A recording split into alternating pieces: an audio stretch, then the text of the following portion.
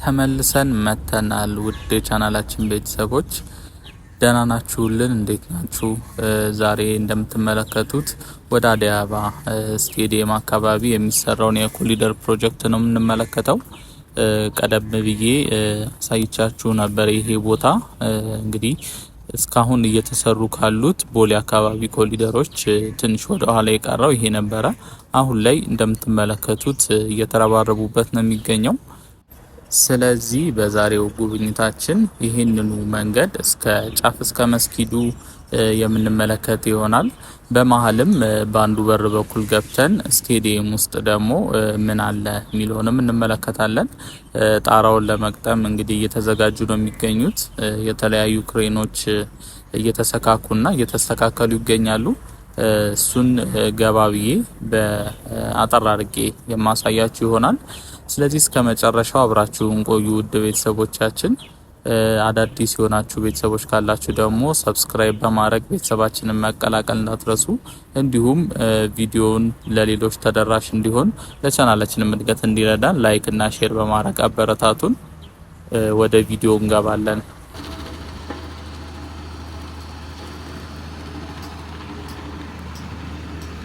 ዛሬ ጉብኝታችንን መነሻ ያደረግነው ከቦሌ ወደ መገናኛ በሚወስደው መንገድ ባለው ትልቁ ስክሪን ጋር ነው። እንግዲህ እሱን መንገድ ብዙዎቻችሁ ታውቁታላችሁ ብዬ አስባለሁ። ከዚህ ቀደም ስለሰራሁላችሁ እዛ ፊት ለፊት የምንመለከተው ስክሪን ከርቀት ይታያል። ከቦሌ ወደ መድኃኔዓለም ሲኬድ ማለት ነው። ይሄ መንገድ አሁን እየተሰራ ያለው በዛ በኩል አቋርጦ ወደዚህ ወደ ስቴዲየሙ የሚያስገባ መንገድ ነው። አዲስ መንገድ ነው። ከዚህ በፊት ቀድሜ ነግሬያችሁ ነበረ። ከዚህ በፊት አልነበረም። ከዚህ በፊት የነበረው መንገድ አሁን እኔ ያለውበት ይሄ ከትቦ ወደዚህ በኩል ያለው ነው። በጣም ጠባብና እንዲሁ የመንደር ውስጥ መንገድ ነበረ፣ እንደ ኮብልስቶን አይነት ነገር ማለት ነው። እንግዲህ አሁን ደግሞ ወደ ጎን በጣም ሰፍቶ አሁን ማሽኖቹ የሚሰሩት መንገድ ያለበት ድረስ በጣም ሰፊ መንገድ እየሆነ ነው የሚገኘው። በጎን በኩል የምትመለከቷቸው ነጫጭ ቤቶችም እንዲሁ መኖሪያ ቤት የነበሩ ሲሆን አሁን ላይ በሚገርም ሁኔታ ታድሰው ለንግድ ሱቅነት እየተስተካከሉ ነው የሚገኙት። አብዛኞቹ ተጠናቀዋል። የተወሰኑት ቀለምና የመስታወት ገጠማ እያደረጉ ነው የሚገኘው። አንዳንዶቹም እንዲሁ ማከራየትም የጀመሩ አሉ። በጣም ነው የሚያምረው። እንግዲህ አሁን ይሄ ሲያልቅ ከስቴዲየሙ ጋር ለየት ያለ ድባብ ይኖረዋል። በተለይ ደግሞ ይሄ መንገድ ሲጠናቀቅ አስፋልት ሲሆን ብዙ ነገሮች ይሟሉለታል። ልክ እንደ ኮሊደር መንገድ የብስክሌትና የእግረኞች መንገድም ሰፋ ያለ ይኖረዋል። ከዛ ደግሞ ከመገናኛውና ከቦሌው መስመር ጋር ሲገናኝ ሌላ ድባብ ይፈጠራል ማለት ነው። ከተማችን እንግዲህ በጣም በሚያስገርም ሁኔታ እያደገች ነው የምትገኘው። በተለያዩ የአዲስ አበባ ቦታዎች ላይ እንደተመለከታችሁት ብዙ ቦታ ላይ የኮሊደር መንገዶች፣ ኖርማል መንገዶች ወደ ኮሊደር መንገድ እየተቀየሩ ነው የሚገኘው። ከነሱም ውስጥ አንዱ በጁን 18 የዛሬ 5 ቀን አካባቢ የተጀመረውን የጎሮ ቪአይፒ እስከ ኮዬ ፍጬ ኮንዶሚኒየም ድረስ የሚሄደውን የኮሊደር መንገድ ትላንት አሳይቻችሁ ነበረ። ምናልባት ያላያችሁት ሰዎች ካላችሁ ትላንት የለቀቁት ቪዲዮ ላይ ነው፣ ተመልሳችሁ መመልከት ትችላላችሁ። በጣም የሚገርም ደረጃውን የጠበቀ እንግዲህ የኮሊደር መንገድ እየተሰራ ነው የሚገኘው። ያህን መንገድ እንግዲህ ብዙዎቻችሁ ታውቁታላችሁ ብዬ አስባለሁ። ሃይዌይ መንገድ ሆኖ በመሀል ላይ በጣም ሰፊ የሆነ የመንገድ አካፋይ ግሪን ኤሪያ ያለው እሱ እንግዲህ ጠበብ ተደርጎ ለተለያዩ አገልግሎቶች የሚውል ለሾፒንግ ሱቆችና የተለያዩ ጊዜ ማሳለፊያ ቦታዎች እንዲሁም የእግረኛና የሳይክል መንገድም ተካቶለት እንግዲህ ከጎሮ እስከ ኮዬ ድረስ በጣም የሚያምር መንገድ እየተሰራ ነው የሚገኘው። እሱም የተጀመረው እንደነገርኳችሁ የዛሬ 5 ቀን አካባቢ ነው። ነገር ግን በዚች 5 ቀን ውስጥ በጣም የሚያስገርም ለውጥ ተሰርቶበታል። እንግዲህ ወደ ኋላ ገብታችሁ ቻናሌ ላይ እንድትመለከቱ ስልጋብዛችኋለሁ። ይሄ የምንመለከተው የአዲስ አበባ ስቴዲየም የውስጠኛው ግቢው ፓርት ነው። በጣም ሰፊ ነው እንደምታውቁት። አዲስ አበባ ስቴዲየም ከስቴዲየሙ ውጪ ራሱ ግቢው እጅግ በጣም ሰፊ ነው። በጣም ብዙ ፓርኪንግ ስፔስ አለው። ከዛውም ባለፈ የተለያዩ የትሬኒንግ ፊልዶች እና የባስኬትቦል መጫወቻ ቦታም በውስጡ ያካተተ እንግዲህ ኢንተርናሽናል ስቴዲየም ነው እየተሰራ የሚገኘው። ይሄም ስቴዲየም በ2027 ሙሉ ለሙሉ ተጠናቆ እንግዲህ አገልግሎት መስጠት እንደሚጀምር ተነግሯል። አሁን ላይ ብዙ ነገሮቹ እየተፋጠኑ ነው የሚገኙት። ግቢ ውስጥ እየተሰሩ ያሉት ባሻገርም እንዲሁ የኮሊደር መንገዶችም በዙሪያው ያሉት ይሄኛው ለምሳሌ አሁን ያለንበትም በቅርብ ጊዜ ውስጥ ይጠናቀቃል።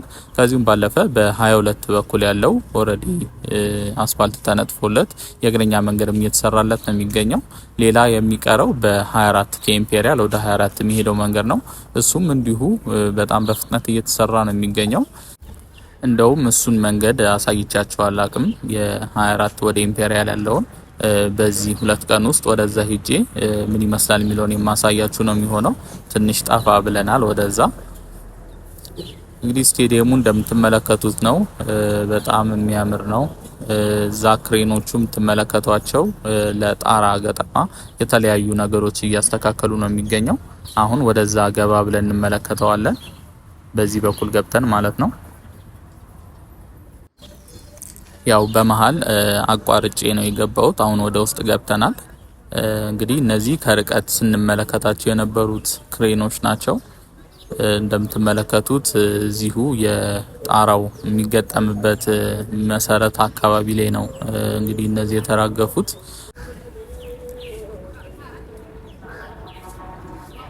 የስቴዲየሙ ጣራ እዚህ የምትመለከቱት የዚግዛጉ መሰረት ላይ ነው እንግዲህ የሚገጠመው ከላይ ማለት ነው። ይሄ ዚግዛጉ መሰረቱ ነው። ከላይ ያለው ላይ እየተገጣጠመ ወደፊት ይሄዳል። ያው ጣራዎቹ ፍሬሞቹና የተለያዩ የብረት ማቴሪያሎች ከውጪ ተሰርተው ነው የሚመጡት። እዚህ ከመጣ በኋላ በእነዚህ በክሬኖች አማካኝነት መገጣጠም ነው። ብዙም ጊዜ የሚፈጅ ነገር አይደለም። ሁሉም ነገር ወርክሾፕ ላይ ተጠናቆ ከውጪ ይመጣል። ከዛ እዚህ መገጣጠም ነው። ያው የቻይናው ሲሲ ካምፓኒ ነው ይሄን የሚሰራው። አዳዲስ የሆናችሁ ቤተሰቦች ሰብስክራይብ በማድረግ እንግዲህ የቤተሰባችን አባል እንድትሆኑ ስል በአክብሮት ጠይቃችኋለሁ። በየቀኑ በምንሰራቸው የዎኪንግ ቱር ቪዲዮዎች አዲስ አበባ ውስጥ እየተሰሩ ያሉ አዳዲስ ፕሮጀክቶችና አዳዲስ ገጽታዎችን በየቀኑ የምናስቃኛችሁ ነው የሚሆነው። እንዲሁም ቪዲዮ ለሌሎች ተደራሽ እንዲሆን ለቻናላችንም እድገት እንዲረዳን ላይክ እና ሼር በማድረግ አበረታቱን።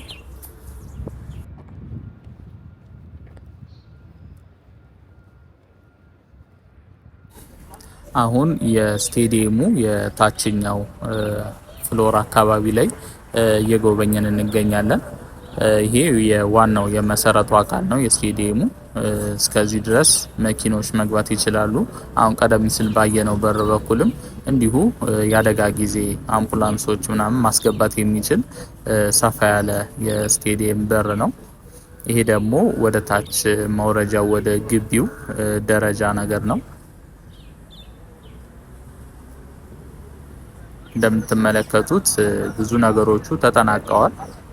ግሪን ፓርቶቹ እንዲሁም የትሬኒንግ ፊልዱ መብራቶቹ ምናምን ደረጃቸውን የጠበቁ ናቸው። ይሄ የምትመለከቱት የትሬኒንግ ፊልድ ነው። ሁሉንም ያሟላ ነው። የሩጫ አለው፣ የእግር ኳስ አለው። እዛ ተሻግሮ ደግሞ የሚታያችሁ ከሆነ የባስኬትቦልም መጫወቻ ቦታ አለው። እንደምታውቁት ከዚህ ሸገር ብሎ የስፖርት አካዳሚ አለ፣ ኢትዮጵያን ስፖርት አካዳሚ የሚባል።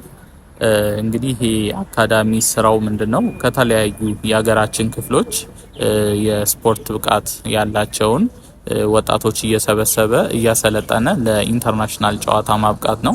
የተለያዩ ስልጠናዎችን ይሰጣሉ። በውስጥ የእግር ኳስ፣ የሩጫ፣ የዝላይ፣ የባስኬትቦል የተለያዩ ኢንተርናሽናል የሆኑ ስፖርታዊ ጨዋታዎችን እዚሁ እያሰለጠነ እንግዲህ ማብቃት ነው ስራው። እዛው ዶርምም አላቸው። አዳር ነው። ሙሉ ለሙሉ ወጪያቸው ተሸፍኖ የምግብ የተለያየ ወጪያቸው ተሸፍኖ እንዲሁም ትምህርትም ያስተምሯቸዋል እዛው ውስጥ። አንዴ ተመልምለው ከመጡ በኋላ ሙሉ ለሙሉ በአካዳሚው ወጪ ነው ልጆቹ የሚያድጉት ማለት ነው። እና ቆየት ብሏል ይሄ አካዳሚ ከጀመረ እንደዚህ ስራ ማለት ነው። በጣም ጥሩ ነው። እንግዲህ ለሀገራችን የስፖርት እድገት በተለያዩ የስፖርት ዘርፎች ሀገራችን ብዙ ብቁ የሆኑ የስፖርት ተወዳዳሪ እንዲኖራት ያደርጋል። አሁን ከስቴዲየሙ ወጥተን በኮሊደሩ መንገድ ተመልሰን ወጥተናል። እንግዲህ በዚህ በኩል እየጎበኘን እስከ መስጊዱ ድረስ ከዛ በኋላ ደግሞ ወደ 22 ወደ ፖሊስ ጣቢያው መሄጃ ድረስ ያለውን ዋና በር ተመልክተን ነው የዛሬ ጉብኝታችን የምናጠናቅቀው። እንደምትመለከቱት መንገዱ በጣም ሰፊ ነው። እንግዲህ እንደሌሎቹ የኮሊደር መንገዶች በቅርብ ይጠናቀቃል የሚል እምነት አለኝ። እንደምታስታውሱት ክብርት ከንቲባ አዳነች አቤቤ የዛሬ 2 ሳምንት አካባቢ ወደዚህ አካባቢ መታ ጎብኝተው ነበር ይሄን እና በጣም ብዙ ለውጥ እንዳለም ተመልክተው ከዚሁም በፈጠነ መልኩ ሳምንቱ ሙሉ ለ24 ሰዓት ተሰርቶ ቶሎ መጠናቀቅ እንዳለበት አቅጣጫ ሰጥተዋል። እንግዲህ በዛ መሰረት ነው አሁን ላይ ይሄን መንገድ እንደዚህ እያሯሯጡት የሚገኘው። ሌሎቹ የተጎበኙት የኮሪደር መንገዶች ደግሞ ከቦሌ ሀያት ሆስፒታል ወይም ሞይንኮ እስከ ቦሌ መድኃኔዓለም ከዛ እስከ 22 ማዞሪያ ይልና እስከ እንግሊዝ ኤምባሲ ያለው አንደኛው መስመር ሲሆን ሁለተኛው ደግሞ ከቦሌ ሩዋንዳ በአትላስ እስከ ቺቺኒያ የሚገኘው የኮሪደር መንገድ ነው።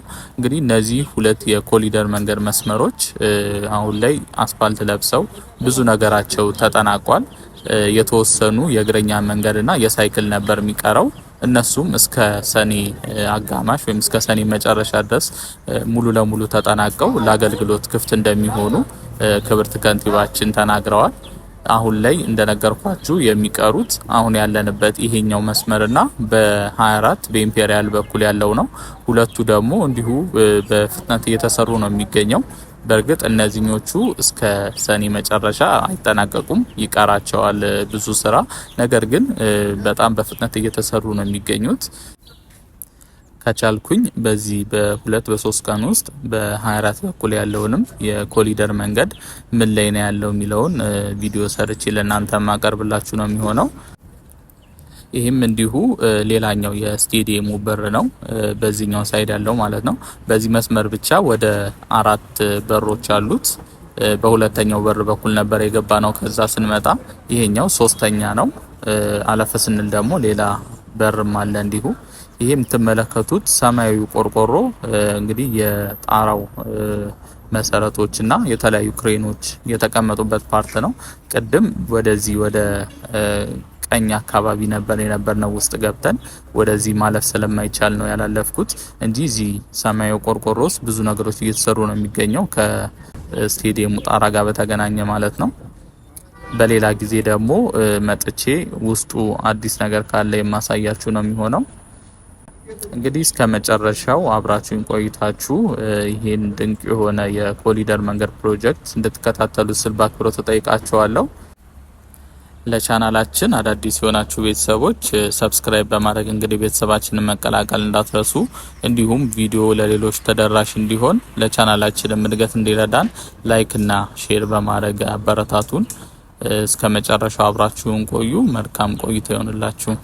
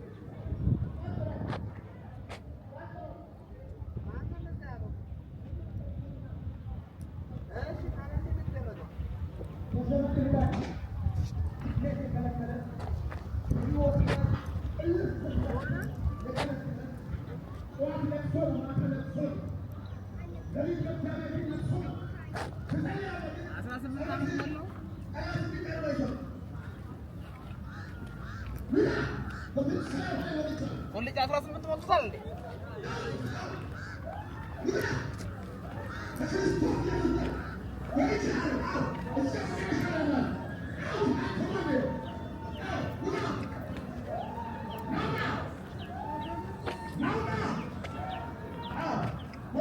18 months old.